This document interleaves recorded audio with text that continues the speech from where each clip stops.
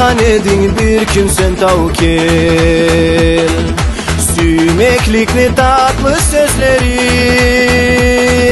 Men açılı cevap vermeyin, aksın ama ol günden beri.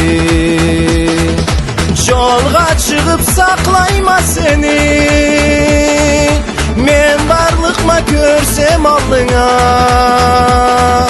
Gözlerine kara buyala, kor bolayım derme canına.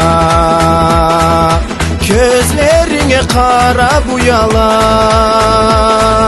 kor bolayım derme canına.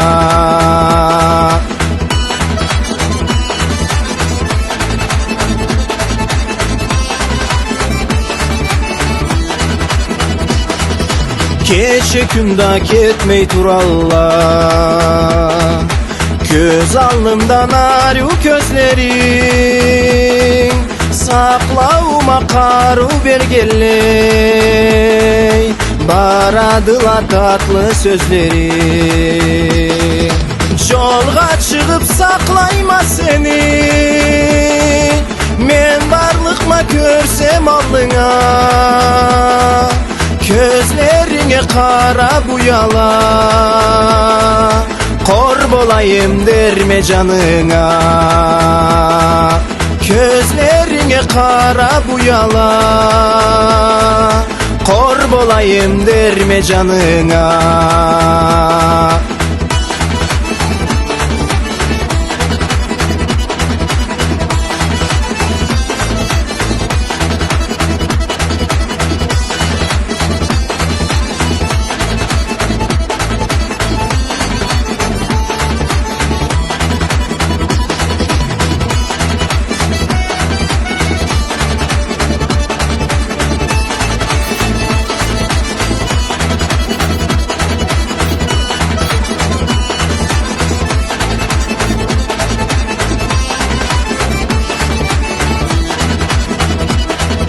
Ne kıynadım arıyorum seni,